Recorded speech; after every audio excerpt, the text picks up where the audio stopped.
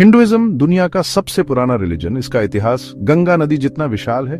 बहुत सारे रिलीजन से अलग इसका कोई एक फाउंडर नहीं है और न ही कोई स्पेसिफिक डेट ऑफ ओरिजिन। इसकी जड़ें प्राचीन भारत में बहुत गहरी हैं, यहाँ की जमीन और लोगों से जुड़ी हुई। यह एंशिएंट फेथ धीरे धीरे उभरा, इसके विचार हजारों सालों में विकसित हुए।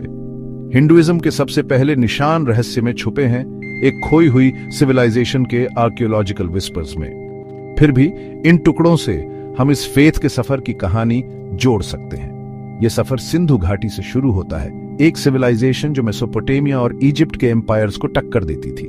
सिंधु घाटी सभ्यता 3300 BCE पुरानी, उस समय के लोगों के स्पिरिचुअल लाइव्स की झलक दिखाती है। उनकी लिपि अभी तक पढ़ी नहीं जा सकी है, लेकिन आर्टिफैक्ट्स बहुत कुछ बताते हैं। टेराकोटा फिगरीन्स में महिलाओं के फर्टिलिटी गॉडेसेस जैसे पोजेस दिखते हैं, जो डिवाइन फेमिनिन एनर्जी की पूजा की ओर इशारा करते हैं। एक सील पर योग मुद्रा में बैठे एक सींग वाले फिगर की खोज, जिसे अक्सर पाशुपाटी शिवा का एक प्रोटोटाइप माना जाता है, योग परंपराओं और क्रिएशन और डिस्ट्रक्शन के देवता की पूजा की शुरुआती मौजूदगी का सुझाव देती है। फेथ के ये शुरुआती एक्सप्रेशंस, हालांकि इंटरप्रिटेशन के लिए ओपन है, उस नींव को प्रदान करते हैं जिस पर हिंदुइज्म का भव्य भवन बनाया जाएगा। सिंधु घाटी सभ्यता प्रकृति के प्रति अपनी रेवरेंस, रिचुअल प्रैक्टिसेस पर जोर और हर चीज में व्याप्त एक डिवाइन फोर्स की संभावित पहचान के साथ दुनिया की सबसे स्थायी स्पिरिचुअल ट्रेडिशंस में से एक के विकास की नींव रखी।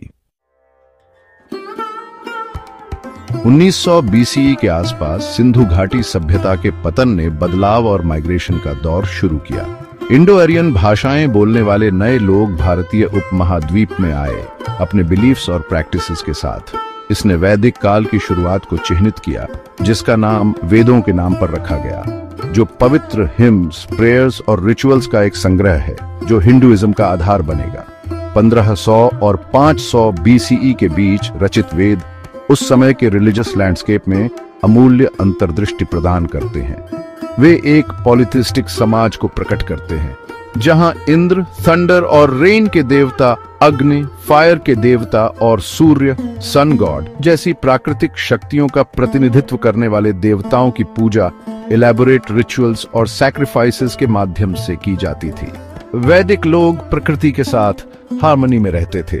उनका जीवन ऋतुओं और ऊपर के सेलेस्टियल बॉडीज के रिदम्स के साथ जुड़ा हुआ था। फिर भी वेद केवल नेचर गॉड्स के हिम्स का संग्रह नहीं है, उनके वर्सेस में फिलोसॉफिकल इंक्वायरी के बीज निहित हैं, जो बाद के कालों में खिलेंगे। कर्म, एक्शन और उसके कॉन्सिक्वेंसेस, धर्म, राइचस ड्यूटी और मोक्ष, जन्म और मृत्यु के चक्र से मुक्ति जैसी अवधारणाएं इन प्राचीन ग्रंथों में अपनी अर्लीस्ट एक्सप्रेशंस पाती है। वैदिक ऋषि अपने हिम्स और रिचुअल्स के माध्यम से वास्तविकता की प्रकृति, जीवन के उद्देश्य और मानव और डिवाइन के बीच संबंधों के बारे में फंडामेंटल क्वेश्चन से जूझ रहे थे। वैदिक काल ने हिंदुइज्म की नियम रखी, इसे इसके कोर स्क्रिप्चर्स प्रदान किए और इसके अर्ली थियोलॉजिकल और रिचुअलिस्टिक फ्रेमवर्क को आकार दिया। यह एक्सप्लोरेशन और एवोल्यूशन का समय था, जहां एक कॉम्प्लेक्स और मल्टीफेस्टेड रिलीजियस ट्रेडिशन के बीज बोए गए थे। वैदिक काल में एक्सटर्नल रिचुअल्स और सैक्रिफाइसेस से वर्शिप के एक और इंटरनलाइज्ड रूप में एक ग्रेजुअल शिफ्ट देखा गया।